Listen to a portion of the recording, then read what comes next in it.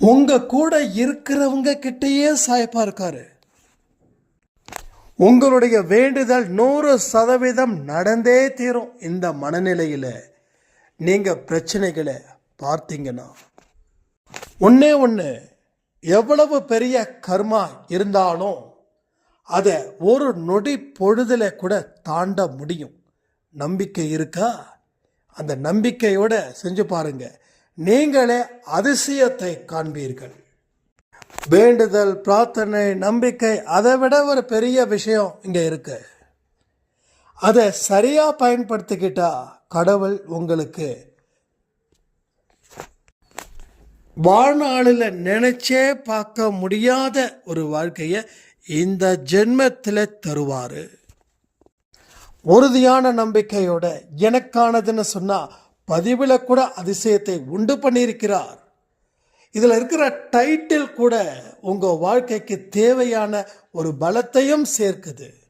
எத்தனையோ பேருக்கு பதிவில் சொல்லப்பட்ட டைட்டிலின் படி வாழ்க்கையில் அற்புதத்தையும் கடவுள் கொடுத்துருக்கார். ஏன்னா திரும்பவும் சொல்கிற, அக்கறை இல்லாமல் நம்பிக்கை இல்லாமல் எந்த வேலை செஞ்சாலும் 100% தோல்வி.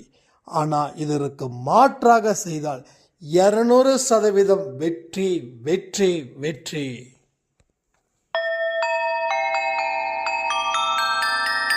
ஓம் சாயிரா சாயிரா, ஓம் சாயிரா சாயிரா, ஓம் சாயிரா சாயிரா, அன்பே சாயிரா, பேரன்பே சாயிரா, அகிலம் தளிக்க ஆத்மா விழிக்க அனுதினம் சாயிரா, எங்கள் அன்பே சாயிரா.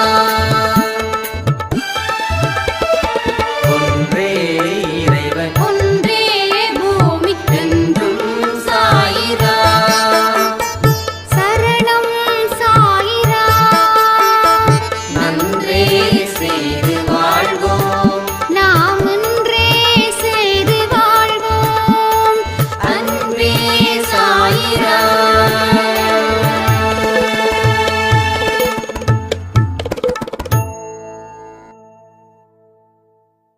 சாயிராம். என் உயிரின் உயிரானவர்களே, நிச்சயமா நல்லது நடக்குங்க. நிச்சயமா சொல்றேன், 100% சொல்றேன். எழுதி வச்சுக்கோங்க. உங்க வாழ்க்கையில நீங்க நினைச்ச ஒரு வாழ்க்கைய 200% வாழ முடியும். வாழ்ந்தே தீருவீங்க. இதுல எந்த சந்தேகமும் இல்லை. ஏன்னா கடவுளை நம்பி உங்க வாழ்க்கைய நீங்க ஒப்படைச்சிருக்கீங்க. அதை பின்வாங்காம இருக்கணும். எந்த காரணத்தை கொண்டும் பின் வாங்கவே கூடாது. அவர்கிட்ட என் வாழ்க்கைய ஒப்படைச்சிட்டேன், வாழ்க்கையில் என்ன பிரச்சனைகள் வந்தாலும் என்னால் எதிர்த்து போராட முடியும் அப்படின்னு சொல்லி அந்த மன உறுதியோட நீங்க இருந்து பாருங்க. நீங்க நினைச்சது நடக்கலைன்னா என்கிட்ட கேளுங்க. எல்லா மனுஷனுக்கும் ஒரே பிரச்சனை என்ன தெரியுமா? தேவையான நேரத்தை கடவுளுக்கு கொடுக்காதது. ஒரு நேரத்தை காலத்தை அவருக்கு கொடுக்கல. நீங்க எந்த நேரத்துக்குள்ள அந்த பிரச்சனையை முடிக்கணும்னு நீங்க தான் கடவுளுக்கு டைம் கொடுக்குறீங்க. உங்களோட சொந்த டைமை நீங்க எடுத்துக்கோங்க. கடவுளே, என் பிரச்சனைகளை கண்டிப்பா நீங்க தீர்ப்பீங்கன்னு நம்பிக்கை இருக்குதுன்னு சொல்லி உங்களால இந்த ஒரு நொடி செய்ய முடியும். அப்படின்னா நீங்க நினைச்ச வாழ்க்கைய சத்தியமா சொல்றேன், வாழ முடியும். குறையில்லாத ஒரு வாழ்க்கை வாழ முடியும். அற்புதங்களை உங்களால நிகழ்த்தவும் முடியும். உங்களாலையும் அற்புதத்தை நிகழ்த்த முடியும். உங்களாலையும் மரியாதைக்குரிய வாழ்க்கையை தக்க வச்சுக்கவும் முடியும். நீங்க செய்யக்கூடிய செயல்களில் இருந்து உங்க வாழ்க்கையில வெற்றி முகத்தை அள்ளி அள்ளி அள்ளி அள்ளி கொடுக்க சாயப்பாவால் 100க்கு 100 முடியும். அதை புரிஞ்சுக்கோங்க. முதல்ல வாழ்க்கைன்னா ஒரு லட்சியம் வேணுங்க. எதற்காக நீங்க வாழுறீங்க? ஒரு டிவினா அது எதுக்காக பயன்படுது? ஒரு மொபைல்னா எதுக்கு பயன்படுது? வீட்டில் இருக்கக்கூடிய அடுப்பு அதனுடைய பர்பஸ் என்ன? அதனுடைய யூஸ் என்ன? அஸ் அ மனுஷனா பிறந்திருக்கக்கூடிய உன்னுடைய பொருள் தான் என்ன? நீ யாரு? என்ன செய்ய போற? எதுக்கு இந்த உலகத்துக்கு வந்திருக்க? உன்னோட லட்சியம், நோக்கம், உன் பொருள் என்ன? அடையாளம்? எதை ஏற்படுத்த போற? எதை எடுக்க போற? எதை கொடுக்க போற? இத்தனை கேள்விகளுக்கு பதில்கள் உங்ககிட்ட இருக்குதா? வாழணும்னு நினைக்கிறீங்க, எப்படிப்பட்ட வாழ்க்கையை வாழ போறீங்க? எந்த மாதிரியான வாழ்க்கையை வாழ போறீங்க? இதை எல்லாத்தையும் நாம முதல்ல டிசைட் பண்ணணும். அதற்கப்புறமா நீங்க உங்களுடைய லட்சியத்தை நிறைவேற்றுவதற்கு உண்டான வழிகளை தேடணும். தேடிக்கிட்டே இருக்கிறவன் தான் வாழ்க்கையை சுவாரஸ்யமாக கொண்டு போக முடியும். தேடிக்கிட்டே இருக்கிறவனால மட்டும்தான் சந்தோஷமா இருக்கவும் முடியும். தேடுறவனால தான் சுறுசுறுப்பாக இருக்கவும் முடியும். ஏன்னா அவனுடைய தேடுதல் வேட்டை அது போல. தேடுதலை நிறுத்திட்டோம், இது உண்மை. நீங்க தேடுதலை நிறுத்திட்டீங்க, என்னைக்கோ நிறுத்திட்டீங்க. தேடுதலை நிறுத்தின உடனே உங்களுக்கு பிடிச்சது சனிய. அந்த சனியை உங்களை விட்டு விலகவே இல்லை, நீங்களும் அந்த சனியனை விட்டு விலகவே இல்லை. அந்த சனியை உங்களை விட்டு விலகினாலும் நீங்க அந்த சனியனை விட்டு விலக மறுக்கிறீங்க. பிரச்சனைகள் எங்க இருந்து ஆரம்பிக்குதுன்னா இங்க இருந்து தான் ஆரம்பமாகுது. அப்போ உங்களுடைய பிரச்சனைகள் என்ன அப்படின்றத நீங்க தெரிஞ்சுக்காத வரைக்கும், உங்க வாழ்க்கையில முன்னேற்றம் என்ன அப்படின்றத நீங்க தெரிஞ்சுக்காத வரைக்கும் சத்தியமா வாழ முடியாது. சாயப்பா மனித ரூபத்தில் உங்க கூட இருந்தும் வாழ்க்கையை உங்களால பலப்படுத்திக்க முடியல. கேட்கலாம், மனித ரூபத்தில் எங்க இருக்காங்க? உங்க கூடவே இருக்கிறாரு. நீங்க யார் யாரெல்லாம் சந்திக்கிறீங்களோ அத்தனை பேர்கிட்டையும் அவர் இருக்கிறாரு. நீங்க இந்த நிமிடத்தில் இருந்து ஒவ்வொருத்தவங்களே கூர்ந்து கவனிச்சிங்கன்னா நிறைய விஷயங்கள் அவர்கள் மூலமாக நீங்க கேட்டுக்கலாம். உங்க வாழ்க்கை எப்படிப்பட்டதா இருக்கக்கூடிய கேள்விக்கு பதில்கள் அங்க இருந்து வரும். ஆனா நீங்க இந்த மாதிரி பரிசோதனை செய்யும் போது உங்க குடும்பத்தில் இருக்கிறவங்க கிட்ட இந்த மாதிரியான வார்த்தைகள் சொல்லக்கூடாது. நீங்க எனக்கு சாயப்ப ரூபமா இருக்கீங்க, நீங்க என்ன சொன்னாலும் அதை மனப்பூர்வமா சொல்லுங்க, அவர் சொன்னது போல நான் நினைச்சுக்கிறேன் அப்படின்னா அங்க எந்த வேலையும் நடக்காது. சில விஷயத்த ரகசியமா வச்சுக்கணும். இயல்பாகவே நீங்க இருக்கணும். இயல்பாக இருக்க இருக்க உங்களுக்கு தேவையான அத்தனை பாதைகளையும் வழிகளையும் நீங்க சம்பந்தப்பட்ட மனிதர்கள் மூலமாகவே அவர் உங்களுக்கு தெரிவிப்பார். வாழ்க்கையில நேத்தை விட எனக்கு பெஸ்டான நாளா மாற்றணும், வாழ்க்கையில என்னைக்கும் உழைக்கணும், வாழ்க்கையில என்னைக்கும் முயற்சிகள் செய்து கொண்டே இருக்கணும். கடவுளுடைய துணையோட தான் நம்ம இருக்கணுன்ற இந்த மாதிரியான ஒரு விவேகத்தை உருவாக்குங்க. அதற்கு உண்டான பாதையில் பயணத்தை வையுங்க. பயணம் முக்கியம். பயணிக்கும் போது வரக்கூடிய அனுபவம் ரொம்ப முக்கியம். அந்த பயணம் எங்க எண்டில் போய் நிற்குதுன்றது அதை விட முக்கியம்.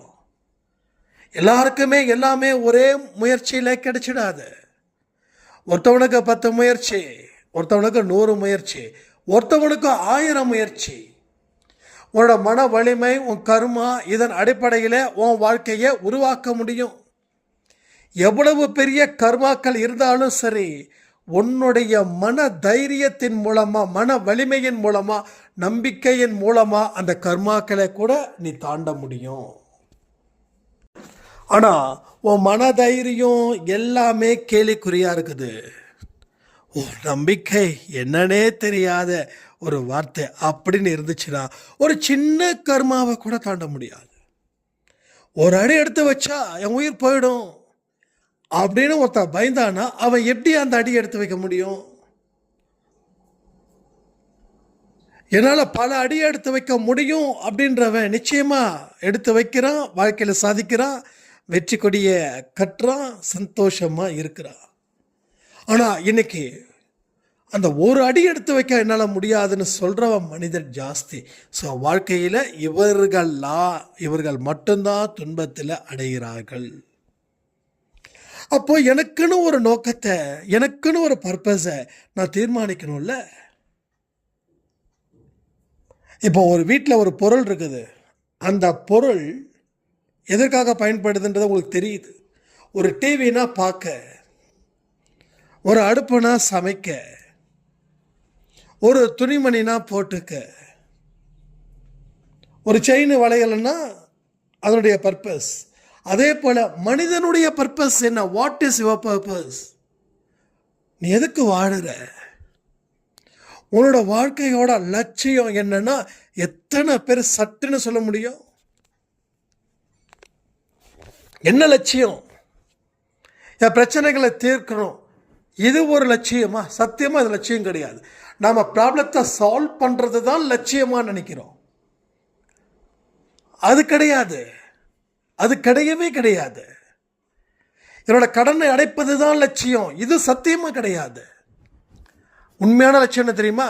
நல்ல வருமானத்தை நான் கொண்டு வரணும், என்னோட தொழிலை பெரிய அளவில் கொண்டு போய் சேர்க்கணும், அதற்கு உண்டான அறிவை நான் பயன்படுத்தணும், கடுமையாக உழைக்கணும். இந்த மாதிரி லட்சியங்கள் இருக்குதா? ஆனால் நம்ம என்ன பண்ணுறோம்? கடந்த காலத்தில் ஏற்பட்ட கசப்புகள் சரி பண்ணணுன்றதுக்காகவே அந்த கசப்புக்களை இன்னும் ஜாஸ்தி பண்ணி வாயில் வச்சாவே சாப்பிட முடியாத அளவுக்கு துப்பவும் முடியல, முழுங்கவும் முடியல. பல பேரோட வாழ்க்கை இங்கே அதை நோக்கித்தான் போய்கிட்டு இருக்கு. தவிர லட்சியம் தெரியாது, நோக்கம் தெரியாது, எதுவும் தெரியாது. யாராவது சொன்னால் நமக்கு கோபம் பிச்சுக்கிட்ட வருது. யாராவது ஏதாவது சொல்லிட்டாங்கன்னா, எடுத்தறிஞ்சு பேசிட்டாங்கன்னா அவங்கள உண்டு இல்லைன்னு பண்ணுறோம்.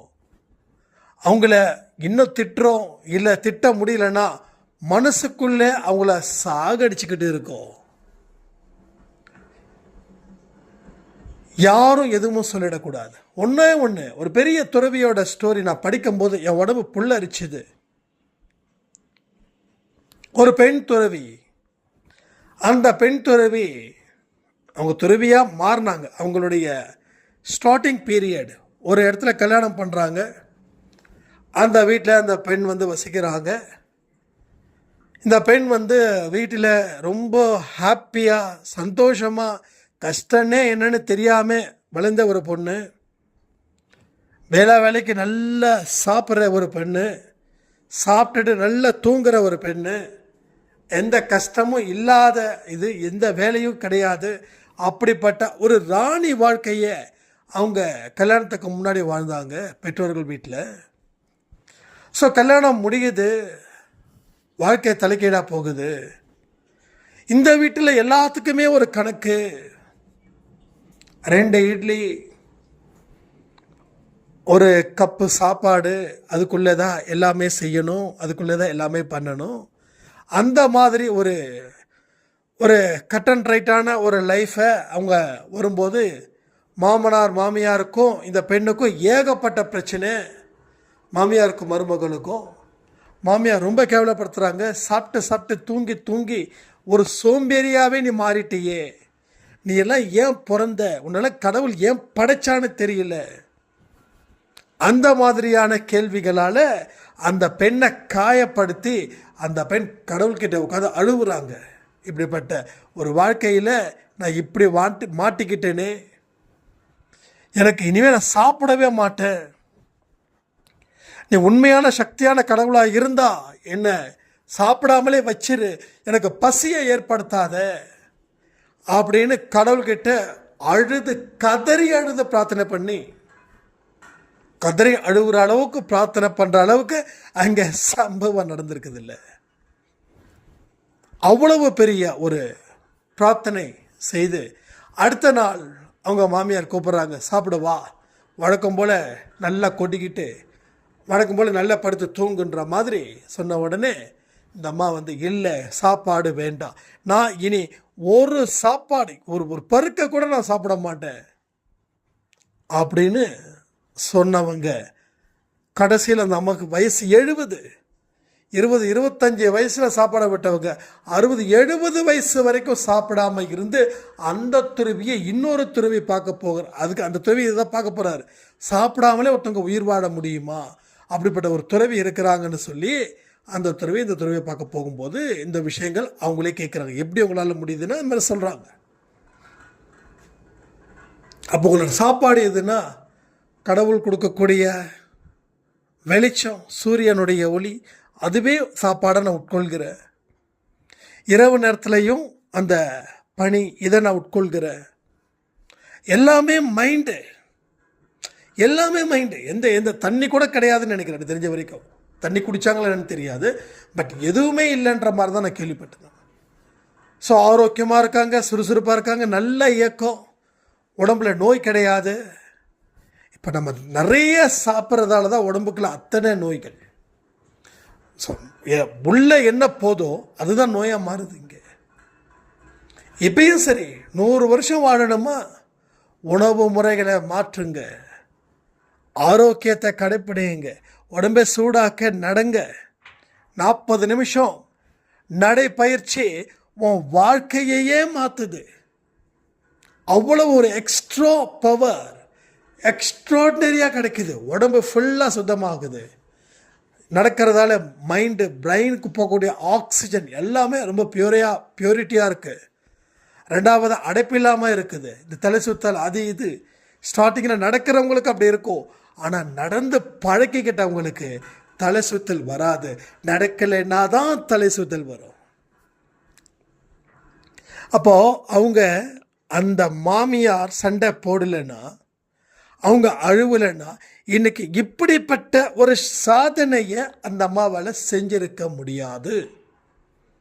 கஷ்டம் கஷ்டம் கஷ்டம், நஷ்டம் நஷ்டம் நஷ்டம். மனுஷன் இதை விரும்புகிறதே கிடையாது. ஆனால் மனுஷன் எதெல்லாம் விரும்பலையோ அதுவே அவனுக்கு பிரச்சனையாக வந்து நிற்குது. நீ கஷ்டத்தை விரும்பு, என்னமோ சொல்ல வராரு, அதை பாரு. அதை பார்த்தாதான் உன் வாழ்க்கையில் இன்னமும் தெளிவு கிடைக்கும். நீ பயப்படாமல் உன் வாழ்க்கையை நீ வாழு. எதை பற்றியும் கவலை இல்லை, படாத. அப்போ வாழ்க்கையில் ஒரு பர்பஸ். என்ன பர்பஸ்? வாழ்க்கையில் ஆரோக்கியமாக வாழணும். இந்த உலகத்தை விட்டு போகும்போது நம்ம குடும்பம் நம்மளை மரியாதையாக பார்க்கணும். நம்ம குடும்பத்தில் ஒரு மாற்றத்தை ஏற்படுத்தணும். நம்மளை நம்பி ஒரு புருஷன், ஒரு குழந்தை, ஒரு மாமனார், ஒரு மாமியார் எல்லாம் இருக்காங்க. இவங்களுக்கு தேவையானதை அத்தனையும் நான் செய்திடணும். இந்த குடும்பத்தில் வெளிச்சத்தை ஏற்படுத்தணும். இது கூட ஒரு பர்பஸ் தான். அப்போ நாம் எப்படி இருக்கணும்? எப்படி இப்போ இருக்கிறோமோ அப்படி இல்லாமல் வேற மாதிரி இருக்கணும். வேற மாதிரி இருந்தால் வேற மாதிரி வாழலாம். இப்படியே இருந்தால் இதே போல் வாழ்க்கை வாழலாம். எப்படிப்பட்ட வாழ்க்கையை வாழணுன்றதை நீங்கள் கமெண்ட் பண்ணுங்கள். அட் ப்ரெசண்ட் நல்லா இருக்கா? சந்தோஷம். நல்லா இல்லையா? கஷ்டப்படுங்க, சந்தோஷத்தை அனுபவிங்க. அவ்வளோதான்.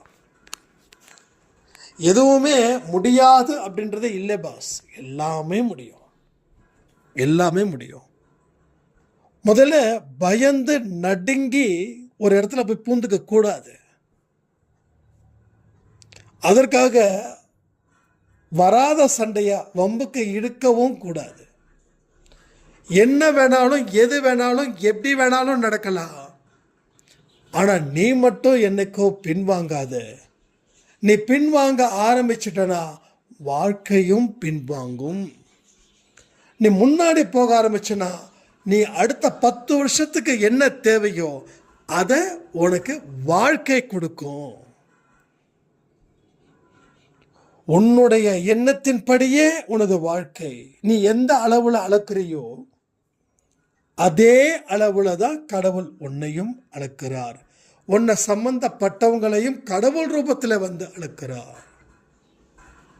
அப்போ எல்லா மனுஷங்க கிட்டேயே கடவுள் இருக்கிறாரு.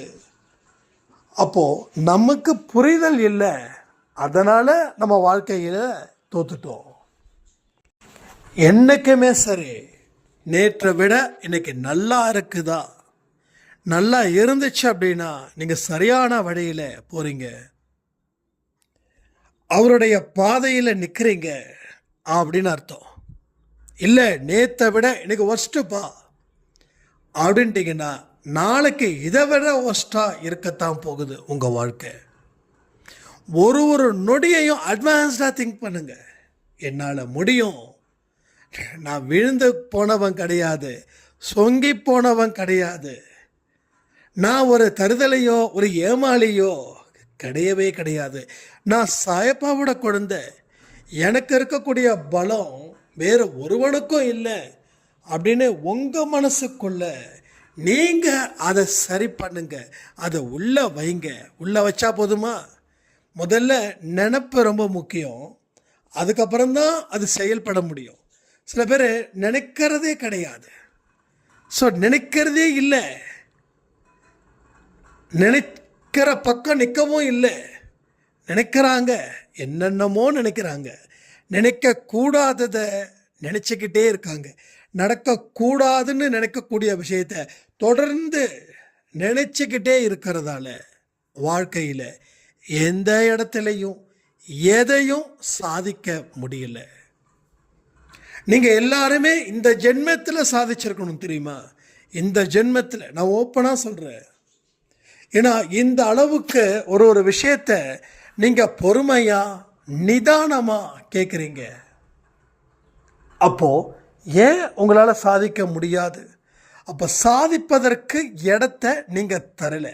அந்த இடத்த நீங்கள் தந்திருந்தீங்கன்னா அந்த இடம் சாதனையாக மாறி இருந்திருக்கும். வாழ்க்கையில் போட்டி பொறாமை இதுலேயே நம்ம மூழ்கிக்கிட்டு இருக்கோம். நம்மளை பின்னுக்கு தள்ளி விட்டு போயிட்டாங்களேன்னு சொல்லி ஒன்று வருத்தப்படுறோம், இல்லை பொறாமப்படுறோம். இந்த ரெண்டையும் தாண்டி யாரையும் எதுவும் சிந்திக்கிறது இல்லை. நல்லா புரிஞ்சுக்கிட்டீங்களா? அன்பை சாய் குடும்பத்தில் அடித்து சொல்ல முடியும், பொறாமை இங்கே கிடையாது, ஆனால் வருத்தம் இருக்குது. ஆனால் வருத்தமும் பொறாமையும் அக்கா தங்கச்சிங்க தான், கூட பிறந்த அக்கா தங்கச்சிங்க தான். பொறாமை இல்லை பரவாயில்ல, ஆனால் வருத்தம் இருக்கே. ஸோ பொறாமையும் படக்கூடாது, வருத்தமும் படக்கூடாது. ஆனால் வருத்தப்படுறது நேச்சுரலாக போயிடுச்சு. இங்கே பொறாமைப்படுறதும் கிட்டத்தட்ட கடவுளுடைய தொடர்பில் இல்லாதவர்கள் பொறாமைப்படுகிறார்கள், கடவுளுடைய தொடர்பில் இருக்கிறவர்கள் வருத்தப்படுகிறார்கள்.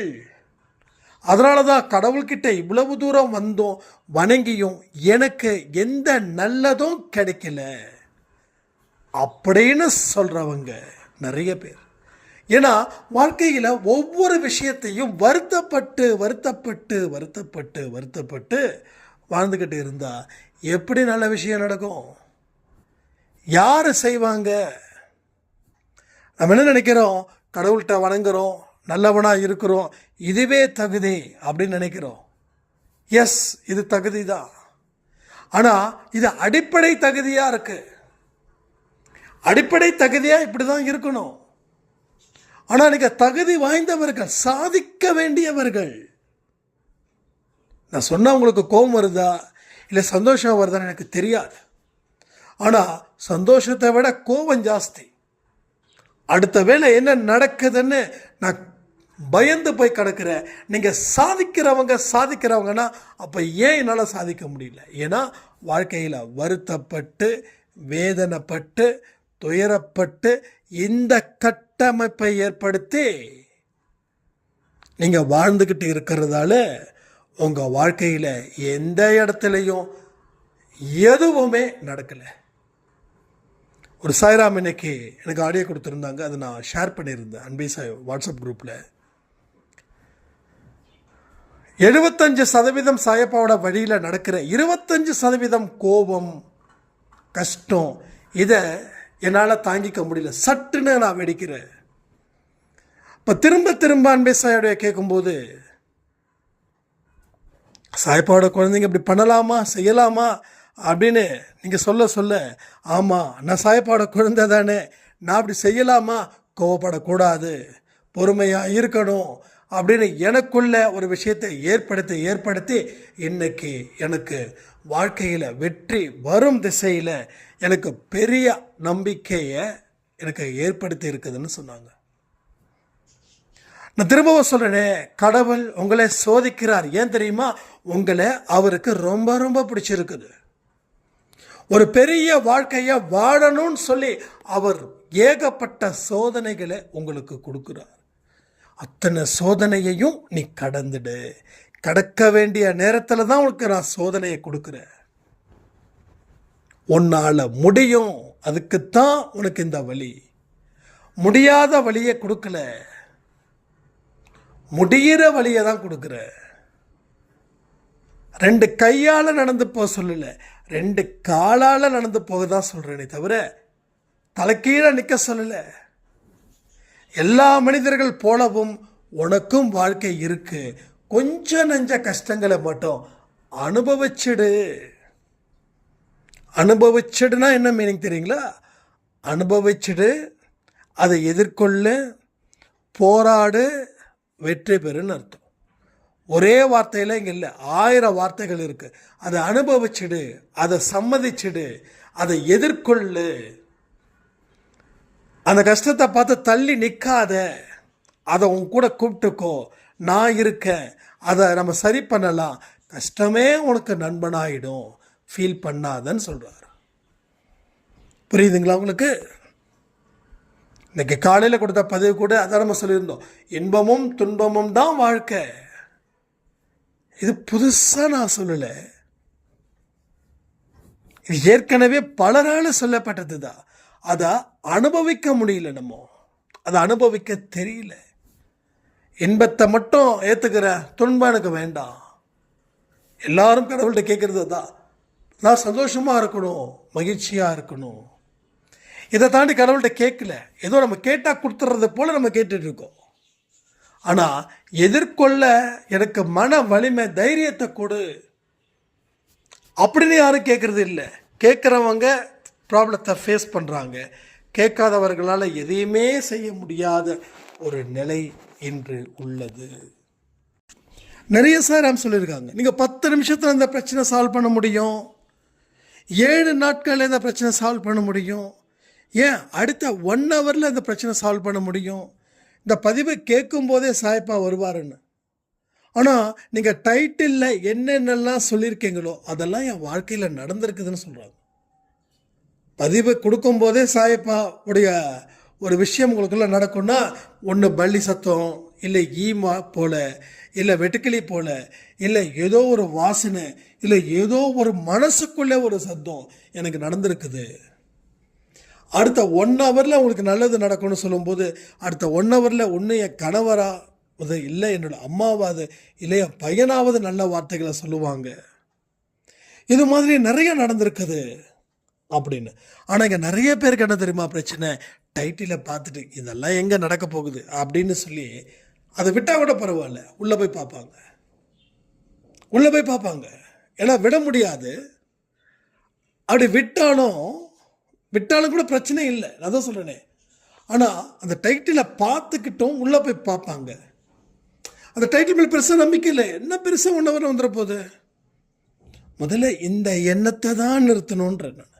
இந்த எண்ணத்தை நிறுத்தினாதான் நமக்கு நல்ல எண்ணங்கள் வரும்.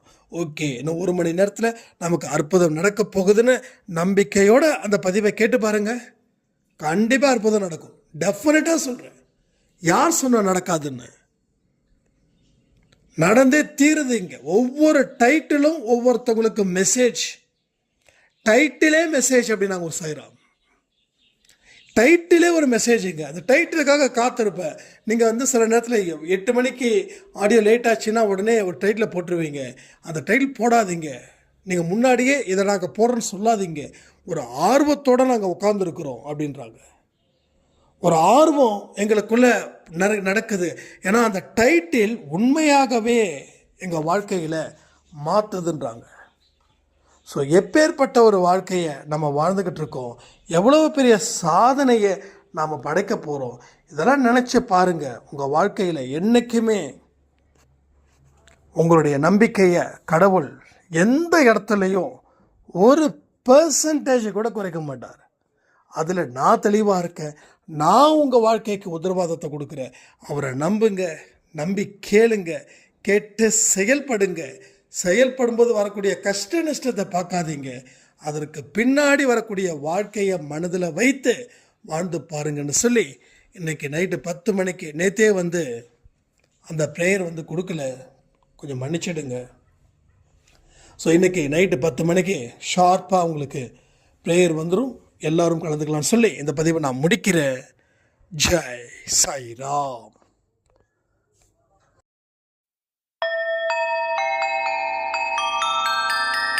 ஓம் சாயிரா. சாயிரா.